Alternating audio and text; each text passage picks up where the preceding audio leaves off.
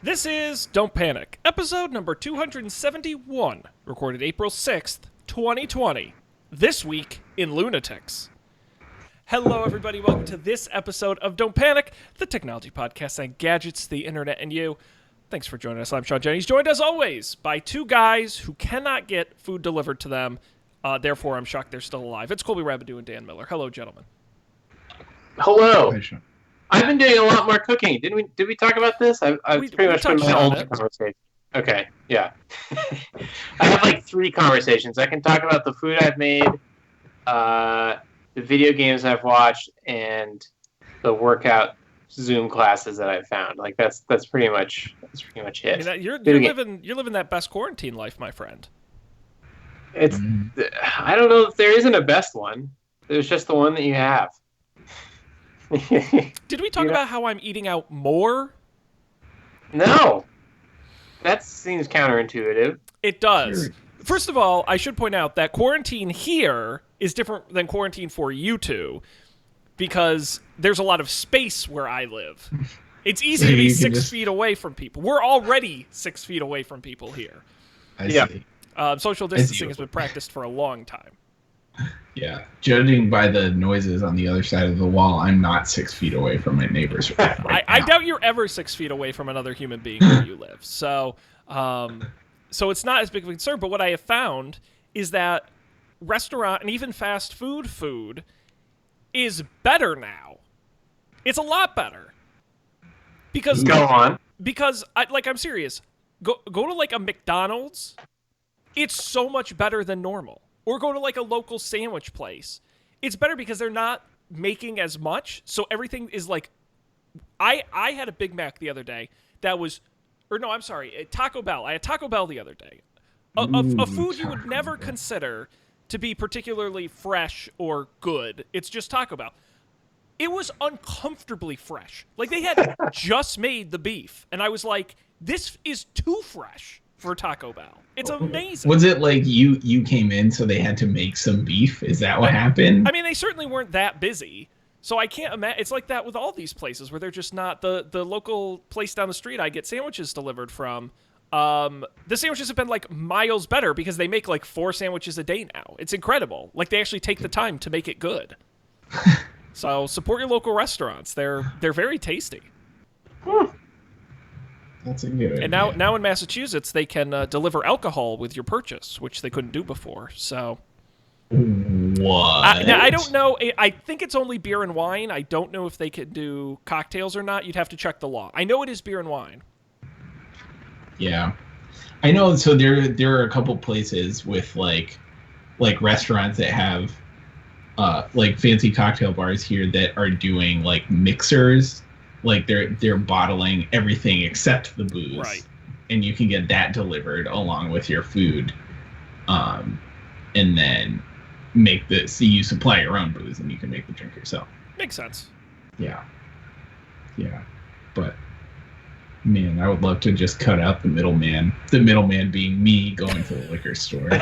Well, and that's why I've been eating out more because it's like so I could go to the grocery store and like expose myself and go through the effort of getting food, or I can go through a drive-through and or delivery and have less exposure and eat decent tasting food.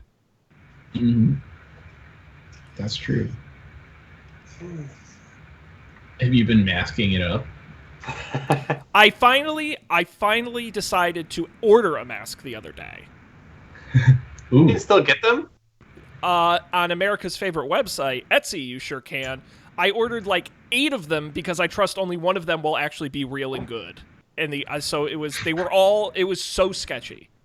Because it was all new sellers, a mix of some mom in suburban Detroit who figures she has a sewing machine and can try it, and the Shenzhen mask company with the stock photo of a woman with a mask on, and you're like, I think this is a thing. So I gambled. Nice. Now I'm on Etsy right now, and I'm seeing some of these. Did you get this one? Which is this? Here, let me put this in the thingy. Is this computer generated? I think some of them were. Let me see this exact one you did. No, it looks like, oh boy, that's a really good. I did see this. Honestly, I think it's photoshopped on a Barbie. Wow. Because it looks photoshopped. The edges are way too clean on that mask. Yeah. But why would you do it on a Barbie and not like a picture of a woman? I don't know. Are these masks for Barbies? Or maybe it's one of those like real doll, sex doll things, and they put the mask on it. I don't know. And then there's this one, which definitely does not have the pattern photoshopped on. Oh no, there was a really great one where it had like a picture of like hand sanitizer, and it was like hand sanitizer and relax, but it was like written on the mask, which was really confusing. There was some weird shit. Wow. Yeah. So yeah, let's see. Popular items right now: Elastic Force Sewing, Puzzle 1000, Living Room Art Print, Ponytail Scrub Cap, Washable Face Mask Adult, Russian Christmas Ornaments. Washable Face Mask Adult. Washable Face Mask Adult. Yeah. Washable Face Mask Adult. I'm sure there's a comma in there somewhere. Yeah, the number of these that have some sort of artificial human wearing them are really disturbing. Yep. Like they couldn't find a real human to put it on? Yeah, like, yeah. Maybe they don't have, maybe the mask isn't real. They don't have it. That's probably. But I also like the one where it's like, the mom has it on her kid in her living room. Now, Sean, did you get one with a pattern on it? I did not. So I did. Did you consider any? No. Okay. No, I have to be honest, not really my thing. I did black and I did gray mostly. I don't know. Would you get one with a pattern on it, Dan? Depends what the pattern is. I don't like. I'm not especially fan. What's the worst one? Like, what's a pattern like you absolutely? For me, it has to be American flag. That sucks. And there are a lot of those. That or like, and I'm going to hold off on one other thing I would say, but definitely American flag. Okay. Would you rather wear an American flag mask or a Make America Great Again mask? I haven't seen America. I definitely think I'd rather wear the American flag. I was also thinking, like all the, like the Blue Lives Matter, like Punisher, like mask, or like one of those really camo or something really aggressive like that. Now, I think a Make America Great Again mask could be pretty ironic. It could be. Oh, you'd make a ton of money. You'd make so much money. See, you'd get the people who were buying it non-ironically, but then you'd get all the other people who would probably buy it ironically. And then you get like the dump Trump ones, and then you're covering your bases. Right. I saw one that was like a huge smiley face, so it made it look like you had a big grin on. That one was pretty cool. Here, Dan, I found one for you. I'll put it in the Slack here. But if I bought you this one, but I bought it saying custom mask on the front, would you wear it? Oh, absolutely. It's like one of those oh my gosh. Those fucking tote bags you see around New York where it just says tote bag on the side. It makes you so angry. God. I think that would be a hoot. Wow.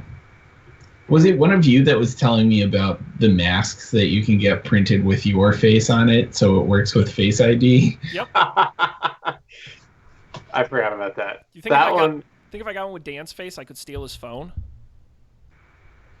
Maybe. How good is Face ID? Who knows? Yeah. Dan, can you send me some high-resolution photography of your just kind of like from the eyes down? I bet you could find it. Could someone just like with access to my Facebook account get into my phone with Face ID? Is that a challenge that someone's attempted before? It wouldn't surprise me, but I also think it's one of those like, does anyone really care? Yeah. I feel like that's an article that was published 3 years ago where it was like, yeah, it turns out Face ID, you just need to like hold up a picture of somebody and unlocks it, and we're like, okay. It needs to have depth though, right? Like yeah, it uses the IR sensor in there to sense depth, so something like that. Man, this cat just makes it's the highlight of my week. It's been such a friggin' nightmare working from home with this little monster. Okay, so this morning I had a video call at 8:30. At 8:20, he decided to stand above my brand new $4,000 work MacBook and almost throw up right on top of it. And luckily I had about 1 second to move him off of that, and instead he vomited off the top of my desk to the floor below in a geyser that created just a CSI level of splatter on the floor and the walls, and it was very unpleasant. And so my home office here smelled of cat puke, and I had to rush and clean it up. And he just sucks. He just sucks. Wow. Now, did you do some bloodstain pattern analysis on that splatter to figure out where the gun was shot from? I didn't have to. I was a witness to the whole thing, Dan. It was a memory I'll never forget. My cat always does that too. Not that he throws up a lot, but the thing about cats is a lot of times they just eat too fast and then they throw up. Like, it's not that uncommon of a thing, but he loves to do it from heights. Like, he will never be on the ground and do it. He'll be on a table or on his little cat thing. Why? Well, cats they like to be elevated. They like to be in the corner so that they can, see all the threats and they like have to ruin my life. Back covered. Right. It makes you feel secure when you're in a vulnerable state. Yeah, if you were going to throw up, Sean, wouldn't you want to be in a secure location before you start doing it? Well, now I'm thinking, if I were going to throw up and had the option to do it, from the top of a building, yeah, that sounds cool. Just to, see what would happen. And then you don't have to clean it up. Right, yeah. Somebody else is going to clean it up for you. Yeah, and they'll still like you afterwards. So, Sean, are you now working from home? I am now working from home, finally, full time. Wow. It's been 1 day, and I've already lost my mind. Oh, wow. I'm already over it. What have you not liked about it? I've lost all sense of time and space already. So I am a guy who thrives on routine. And this has, it's confusing. I'm confused. I don't know when anything is. Do you have a morning routine? I have a 8 to 10 a.m. routine, and then the rest is just a total crapshoot. Okay. But on the plus side, I'm able to multitask, so I did some laundry today while working. So, you take the good with the bad. It took me a couple of weeks to realize that working from home makes cooking dinner so much easier. When you don't, at least for me, I don't have that essentially 45-minute amount of time on either end. That's an hour and a half. That's a significant amount of time, especially when you have other things going on at night. To get that extra hour and a half back, super clutch. Oh, for sure. No, yeah. That's one thing I do love about my 5-minute commute is I had that time already. So this means nothing to you. Honestly, it's very confusing to me. Yeah. It is weird. I can't remember how long it's been since I started working from home. I know it was a while. It's been a while. It's been weeks. I know it's been weeks. Has it been a month? I don't know. I think it has. It's definitely close. Maybe midweek this week it'll be a month. That feels about right. I like to imagine you do the prison style. You just have marks on the wall marking the days. Yeah. Maybe that's what I should do. I can figure out how long it's been and then That'll be your first project. Notches. Yeah. Well, that's what scares the crap out of me is I'm they've been doing it for weeks and I've done it for 1 day and I'm already over it. This is not great. And there will be several more weeks. Yeah. Awesome. Well, at least we have each other. So, yep. Guys, we actually have a decent amount of tech news, but in the event we didn't, I did prepare another game this week. Yes. If we want to take a shot games. at it. And I've got a twist, because actually there are 2 games, and you're going to choose one. All right? Now, I did a tech quiz, because that's topic relevant, but I've also been rewatching what is probably my number one have nothing to watch, might as well put it on program, 30 Rock, a show we're all big fans of. And so I also have a 30 Rock quiz, if you would prefer that. We can do the tech quiz or the 30 Rock quiz. Now, for both. What do you mean we don't have time for both? We don't have time for both. Then we have to pick the 30 Rock quiz. Yeah. I feel like. Okay, this was a quiz I thought of while watching the show, and because I wasn't sure I could do it or not. And you two are going to work together to see if you can solve this. 7 seasons 30 Rock ran, and across that time we watched the trials and tribulations of some of our favorite characters. The quiz for you is, can you name, and we'll start with the shorter of the two lists, can you name every one of Jack Donaghy's love interests over the 7 seasons of the show? And yes, after this we are going to do Liz Lemons. Thank God. Okay, you've got... Now, when I say love interest, I'm talking about multi-episode love interest. Oh, multi-episode. Liz will do a bigger list, but for Jack, we'll just stick to the... I mean, if you want to do bonus of single episodes, that's fine. Okay. I can think of a bunch off the top of my head, but I'm not sure that they're multi-episoders. Well, give it a shot. But, yeah. We can start with Congresswoman, what's her name? Do you remember her name? Condoleezza Rice. No. No. No, he did date Condoleezza Rice in season 1, so I'll take that, but yes. But isn't that off screen? Does that count? No, it was multi-episode, and they were dating, so I'd count it. Okay, all right. Edie Falco played this character. The Congresswoman? Yep.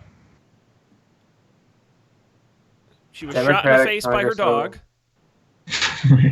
Oh, yeah. Blinded by Justice? Was that what Or no, the Lifetime movie, A Dog Took My Face and Gave Me a Better Face to Change the World. The Celeste Cunningham story with Celeste Cunningham. Celeste Cunningham. Cece, that's right. Cece, yep. Yeah. All right. Well, we got Avery, Elizabeth Banks, yeah. Yeah, Avery Jessup. And then Avery's mom. Does that count? Sure.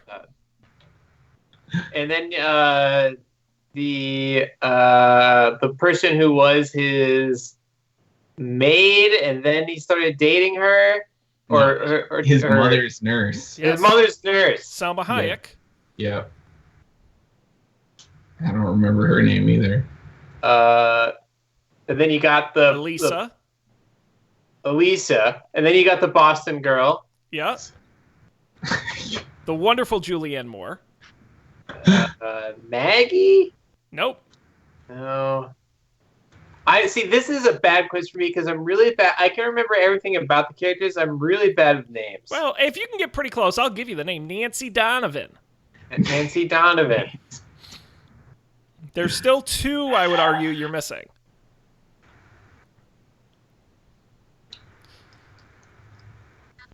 One of them, Jack never actually dated on the show, but was married to prior to the show.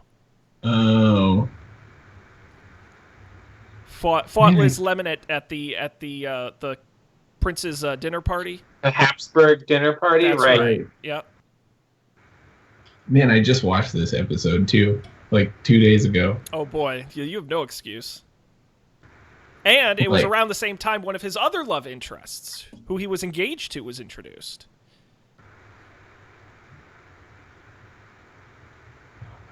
I have hollow bones. I have my bones. Phoebe, her name was her name. That's Phoebe? right. Yep. Nice. Phoebe. Now, I also remember the episode where Jack is dating the girl, the young girl, and then he finds out that he's the daddy boyfriend.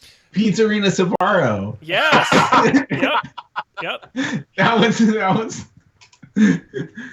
There's also the episode where he has the one episode fling with Jennifer Aniston's character, who is Liz's crazy friend, whose name I can't remember. No, Jack's ex-wife is Bianca. Bianca, and that's pretty much all of Jack's love interest. Now the real question is Liz Lemon's. Yeah. Conan. Well. What? Yeah. Conan O'Brien. Yep. Conan O'Brien, yeah. Dennis Duffy. Dennis Duffy. Matt Damon's character, astronaut Mike Dexter. Mm-hmm. No, he didn't play Mike Dexter. He was the pilot. Oh, the pilot. That's right. But astronaut Mike Dexter, we'll take that. What was the pilot's name? Carol. Carol. And then Floyd. Yeah. James Franco and Kamiko. Yep.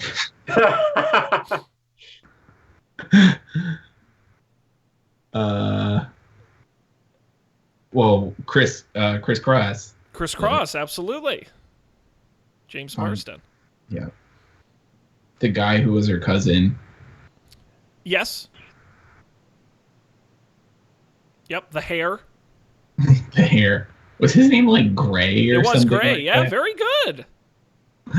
Oh.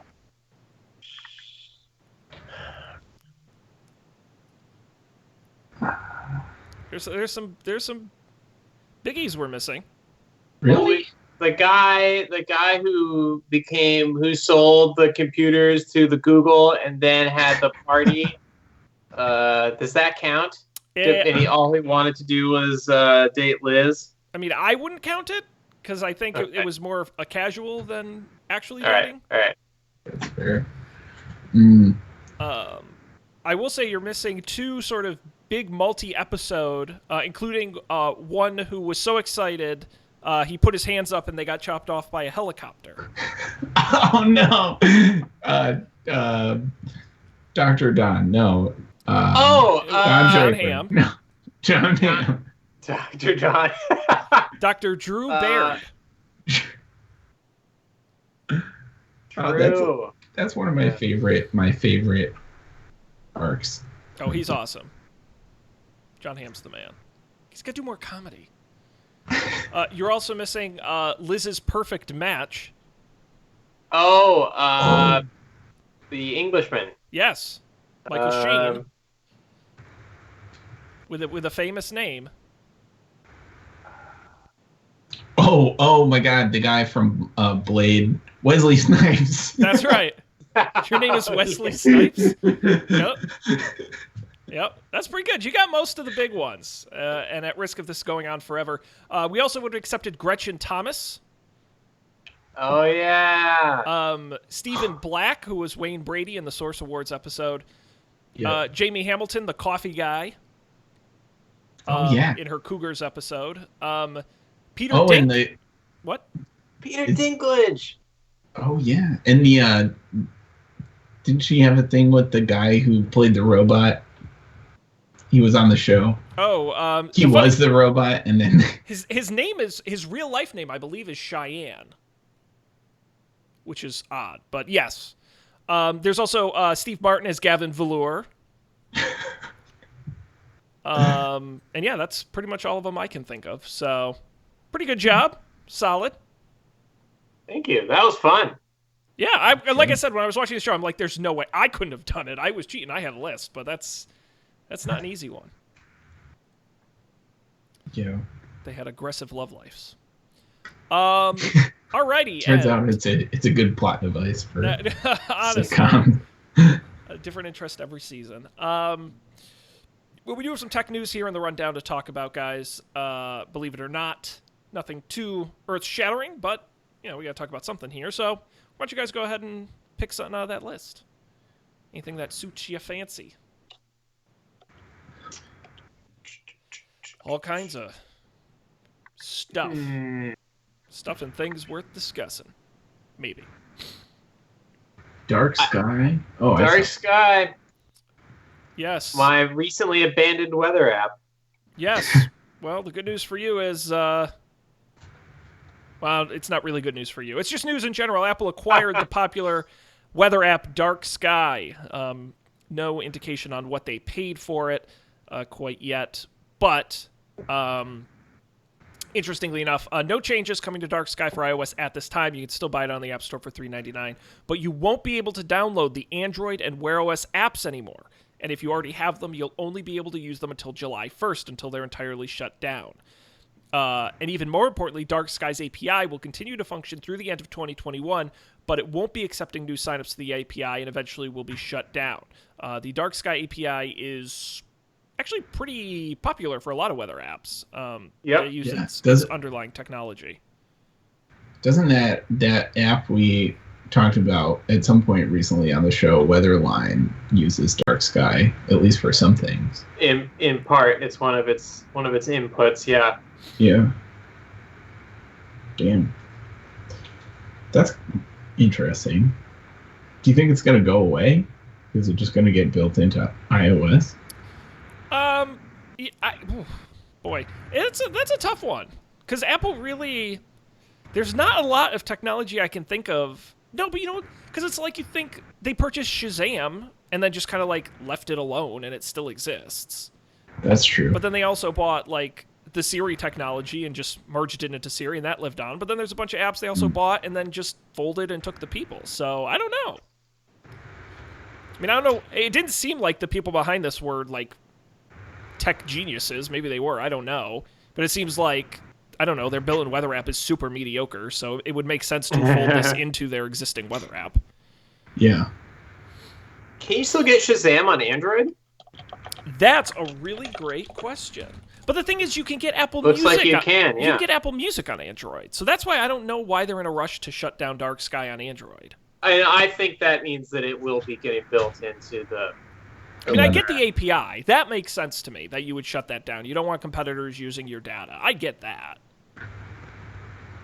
True. But where does Dark Sky get their data from? I think they generate it. I think that's the value in the company, as far as I understand it. They built out the whatever technology makes it work. That's a good question.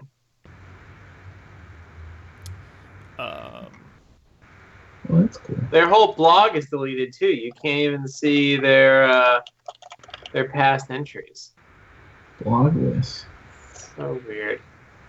That's weird. Yep. Help. Oh, well, I tried to go to the Internet Archive, but I got invalid or no response from Elasticsearch, so I guess I will not be seeing what this website used to have. Well, you investigate and get back to us. Yeah, so that's that story. Bye, Dark Sky. We hardly knew ye. I still use it. I still like it. I know, Dan, you've moved on. I'm kind of using it indirectly. I still get their notifications. Recently, their notifications have, been good, but I also don't go outside anymore. I was about to say, who cares? What's the difference? Yeah. That's actually a good idea. I'm going to turn those off. Well, here's a good tip. We've been going for walks only on the days that it rains, because fewer people go for walks on those days. There you go. Smart. There you go. Smart. So hopefully the rain keeps up. But I guess it is April, so hopefully, fingers crossed. I don't think that'll be a problem. Let's see what else we got here in the rundown.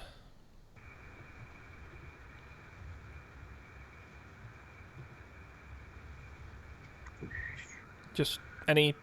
I want to talk about this story just because I think it's bonkers. That's why I put it in there. In this week's Crazy Conspiracy Stories, British 5G towers are being set on fire because of coronavirus conspiracy theories. At least 3 5G towers were set alight within the last week.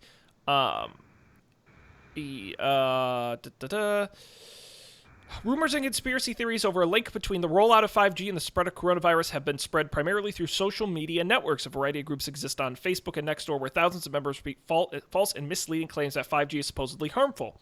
One theory claims that the coronavirus originated in Wuhan because the Chinese city had recently begun rolling out 5G, and it's now supposedly spread to other cities that are also using 5G. Now, there's no scientific evidence that links the coronavirus to 5G, nor any immediate negative health effects to 5G. There was actually a great, there's a video in this Verge article of a great radio show interview from the UK where a guest who was identified as a registered nurse appeared in a 20-minute segment where she claimed that 5G is sucking the oxygen out of people's lungs. They also believe that, unsurprisingly, Russia disinformation campaigns have been fueling the rise of this conspiracy theory. So I just think on the list of stuff that's really stupid, this is definitely pretty awesome. That's up there. Do you think that these Russian misinformation campaigns, do they have some sense of which one of these are going to take off, or are they just throwing it up against the wall and seeing what sticks? Because I have a hard time imagining that, like, oh, you know what, we could probably get people to light cell phone towers on fire. I think it's a quantity, not quality thing. Like, I think if you have 100 campaigns and each get 1,000 people to believe it, then you're at 100,000 people, I think. I don't know. I don't know if you could really get one that's, like, the go-to one.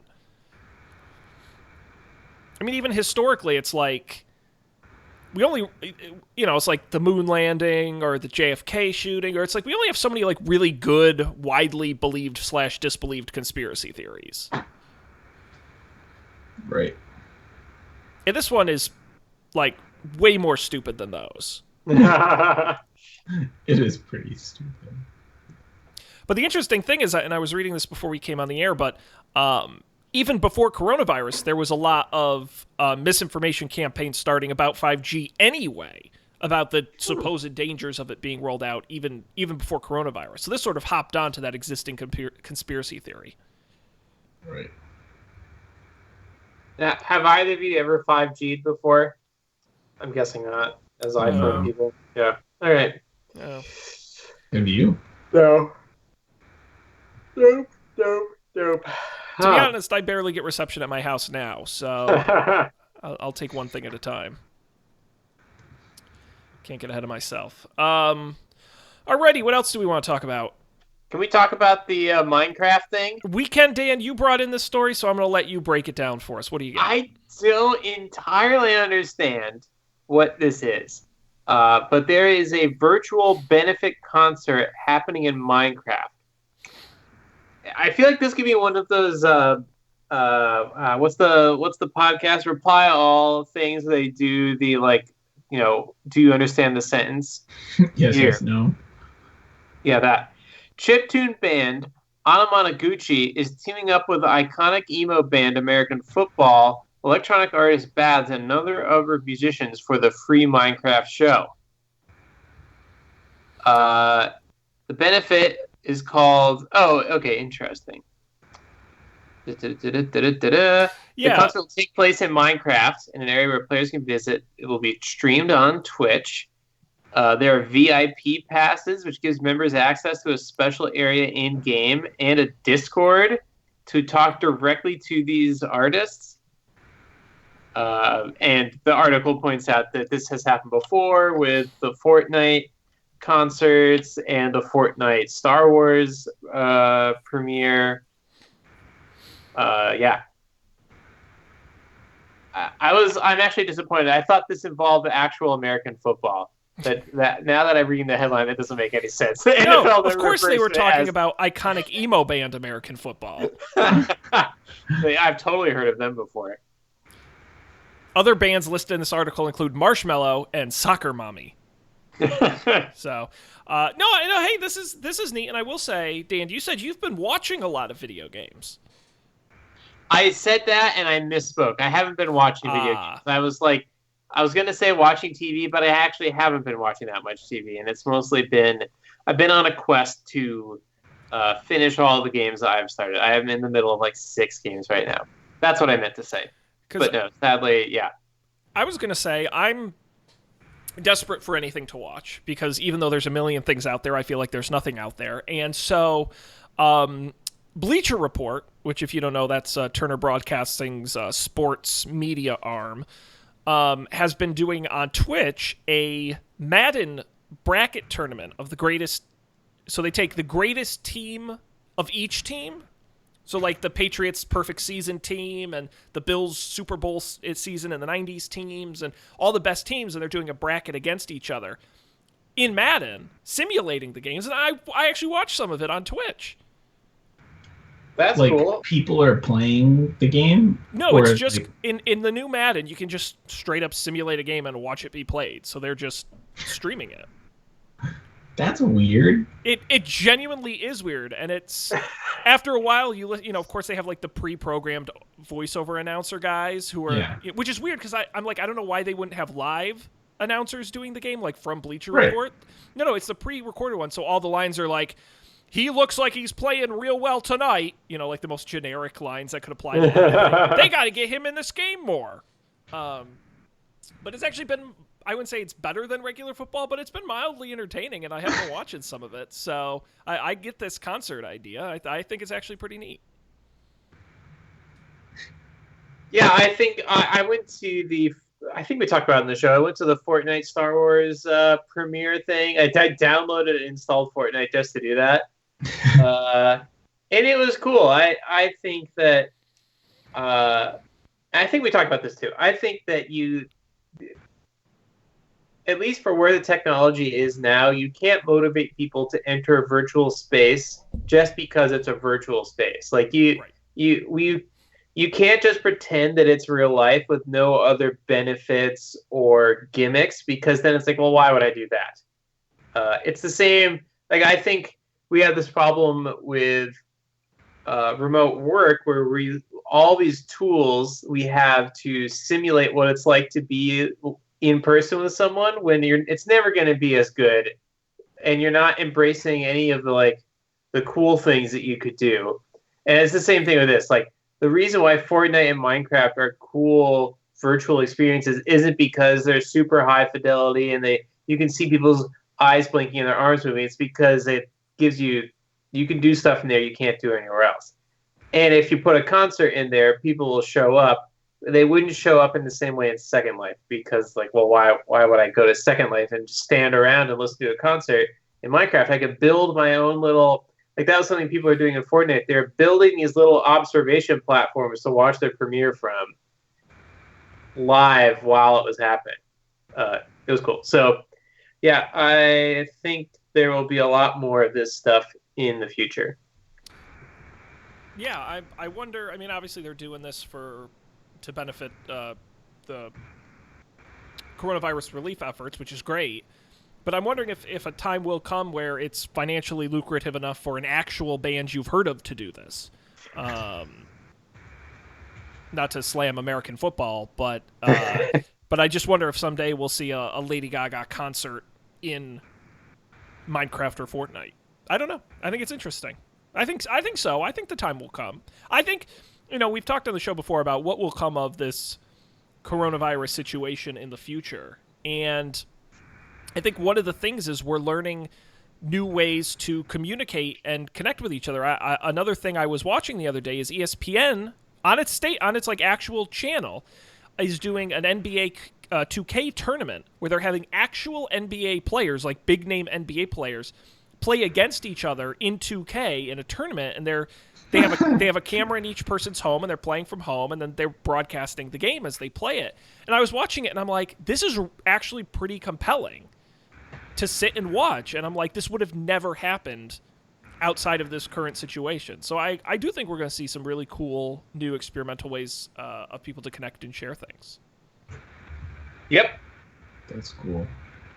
Shame all those people had to die to make it happen. But hey, you know what? We'll look glass half full. We'll stay on the bright side. Yeah. I saw you nodding your head vigorously at the point about remote work trying to simulate real life. Do you have other thoughts about that? I'm so tired of video chatting. Not with you guys. I don't know how this works fine. Maybe it's just because we have an appropriate video chat dynamic. Or maybe it's because there's only 3 of us. But when there's 8 people in a Google Hangout, you can't talk. You just and you can't, if you start talking, you immediately can't hear if anyone else is talking. So it's not it's a disaster. And yeah, I don't know. Yeah, I think we need things that embrace the asynchronicity and not try to. You took the words right out of my mouth. That's exactly what I've been feeling the last week. Is just this is making it so hard. And also everybody at work, everybody's schedules are all weird because people with kids are home with their kids, and like they got to watch their kids sometimes because they're either not going to school or like not going to whatever like kid care they had before when they were coming to the office. So it's like it's just like it's all a mess. So like nobody's around really, but we're still trying to do everything like the same way we used to, where everybody was around and you could just like have a meeting and like wait on somebody for 10 minutes or it's hard to like. I don't have any good specifics. It's just like it just feels like we're losing a lot. We're losing so much time that is just spent waiting for stuff. Maybe.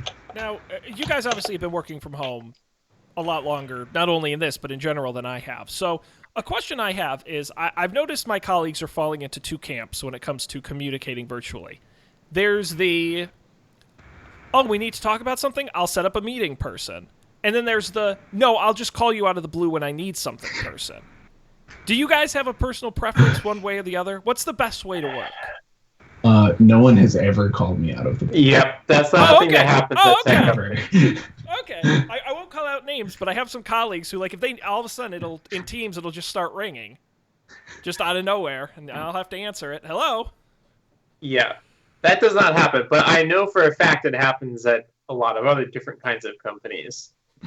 Yeah, I think that is. I don't know if you feel this way, Coley. That presents its own problem, where it's hard to have a quick conversation when you're remote.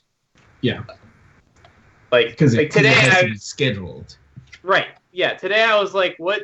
Hey, here's the thing. I'm thinking about solving this problem in this way," and I got no responses at all for hours, and I was really frustrated. And then some people were like, "Oh, I just didn't have an opinion," so I said nothing. It's like, well, like I guess in person maybe it'd been more obvious that I wasn't like seeking. I was seeking validation. Like, I am not 100% sure about this. Does this sound crazy? Mm-hmm. So, whereas I feel like in person that would have gotten resolved much more quickly.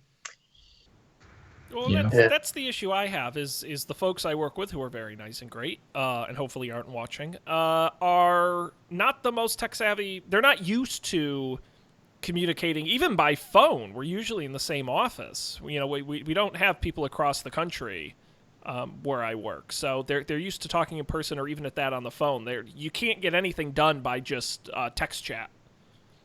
It's very difficult. So makes a different dynamic. Whole new world. We can do one more story, or we can move along to picks if there's something in here we really want to discuss. Now is the time. Speak now, or forever hold your peace until at least next week. I think let's save Quibi for next week. Because then we should hypothetically be able to watch some Quibis, right? Yeah, I mean, my schedule is really busy, but I can try and squeeze in some Quibi time. Okay, then let's go on to picks, unless you have one you want to do, Colby. No. Nope. I'm good as well. We'll move on to picks. It's the part of the show where we just bring something we want to share with the world, and we got some good stuff in here. I'm at the top of the list, so I'm going to go first this week. I got a couple of Instagram accounts I recommend people follow. There's this genre I have found on Instagram that I'm a big fan of called found footage, which sounds a little more horror than it is. It's not, but it's essentially people who go and dig out old, obscure VHS tapes and then digitize them and put them online. But again, it's not like horror tapes, but usually, and I didn't realize this, in the 90s, the 80s and 90s, there was this glut of like cheaply made VHS tapes, many of them having religious themes, many of them being for children, and they are insane. And so I've got two really great accounts on Instagram that do very similar things. One is The Grimy Ghost, and the other is Everything is Terrible 666. And these are the two big names in found footage. And they just make my day so much when they come across my feed, because they are truly some banana stuff. And to be fair, sometimes they'll just put up the footage, and sometimes they'll edit them to be more humorous. There was a great, it must have been a VHS tape for children about getting a new brother or sister, how to deal with going from being an only child to having a brother or sister. but they edited it in a very funny way where it was like the child was going to kill the new baby. Where it's like, I feel sad. Oh, I'm all alone. It's like, but then my brother went away and everything was better. You know, they kind of like edited it very funny. They're just a couple of goofy accounts. So, The Grimy Ghost and Everything is Terrible 666 on Instagram. Check them out. Some stuff to make you smile. Dan, you have I don't know, what is this you've got here? Yeah, it's a classic pick, the Tiger King on Netflix. If you haven't seen it, you should watch it. If you have seen it, you should watch my favorite documentarian, Louis Theroux, getting ahead of the story back in 2011 when he did his documentary on this guy and these people. If you've seen the Tiger King, I'll put a link to that in the show notes. Also, Great. If you've seen the Tiger King and you want to watch a slightly awkward British gentleman be in the same situation with the same people, check out the Louis Theroux documentary. If you haven't seen Tiger King, watch that first. That's awesome. I got to ask you the question that's on all Americans' minds in this trying time. Did Carol Baskin kill her husband? I haven't finished it yet. I don't know if they.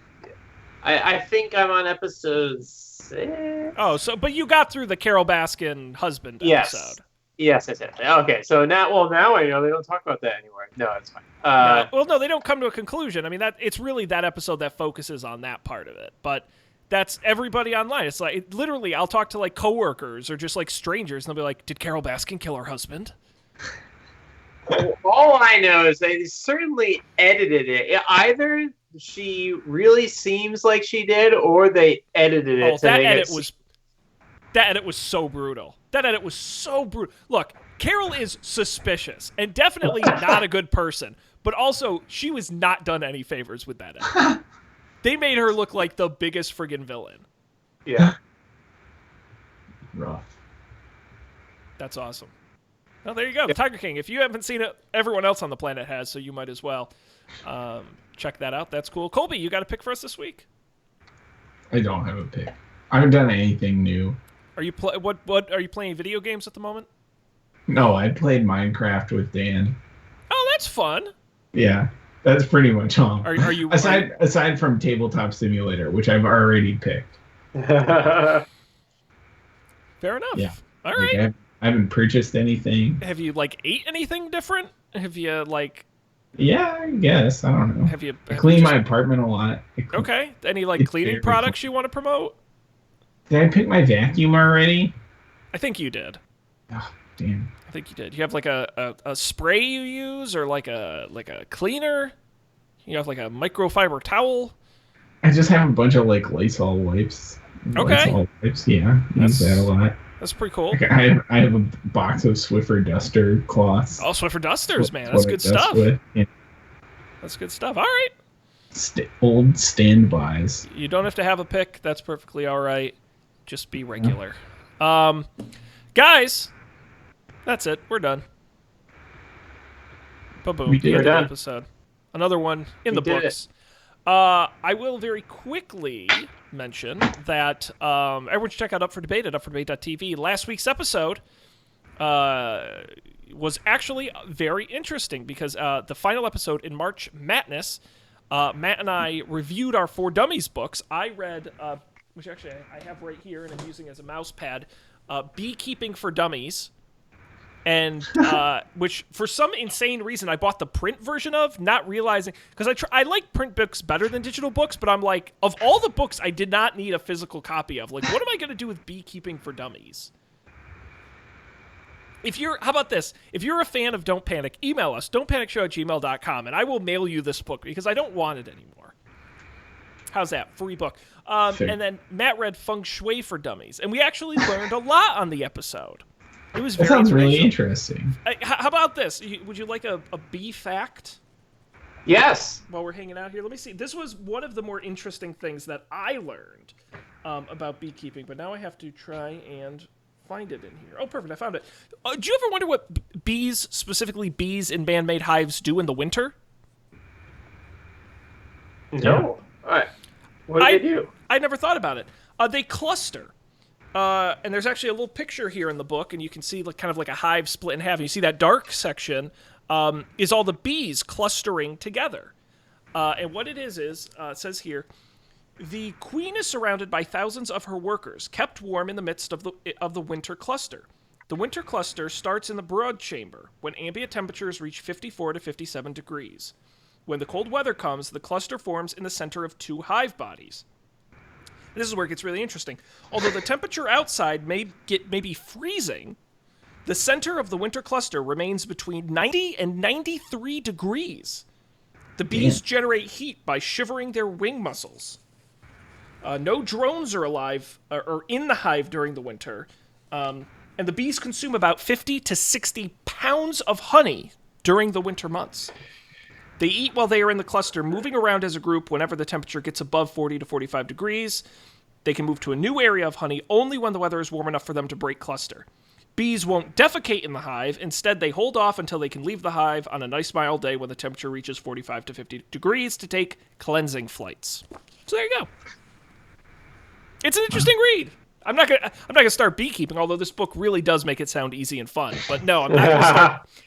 I immediately, for dummies. There was literally, I was in like chapter 3 of 12 where I'm like, maybe I could be a beekeeper. And then I got to like chapter 12 and I'm like, I don't want to keep bees. Is there a chapter about like dealing with bee stings? Well, fun fact, Colby, bees don't actually sting that much. It's kind of the point of the book. Bees are actually very gentle for the most part. Most of the time when people get stung, it's by yellow jackets or wasps or things people confuse with bees. Or B, if you're a bastard to the bee, they will sting you. But most bees are very gentle and in general won't sting. They're most aggressive in the fall. Late in the season is when they're most aggressive. But in the spring and summer, you're probably going to be okay. That's cool. Yeah, the guy what was that, Dan? Today I learned, I said. You know, honestly, and the other thing I will say for you two specifically is the guy makes a point. You can have bees anywhere, even in an urban environment. Yes, so contact your building and see if they'll let you have bees on your roof. Well, I do live on the top floor. I could just like pop it out the window, put some bees up there. Fun fact, there are many, many beekeepers in New York City, so much so that sometimes the bees get out and the colonies migrate. Did you learn about this? Yes, swarming. Yes, and they swarm onto, they love the food cart umbrellas, those big honking umbrellas they set outside, and that's a pretty inconvenient place for a swarm of bees to be. Mm-hmm. Interesting. There you go. One more thing you got to be worried about in New York City. Place is going to hell. Get Bloomberg back in office. Alrighty, that is the end of this episode. We will wrap it up here. But thanks to folks for joining us. Don'tPanic.io is, of course, our website. You can go there and get all the audio and video of all the episodes, as well as links to all of our picks. You can also subscribe to the show wherever you get podcasts. Overcast, Spotify, Pocket Cast, Apple Podcasts, we're everywhere. You can get the video version on YouTube as well. Of course, you can get a hold of us at Don't Panic Show on Twitter and email us, don'tpanicshow@gmail.com. We'll be back next Monday night for another thrilling edition of Don't Panic. On behalf of Colby and Dan, I'm Sean. Thanks. We'll see you next time.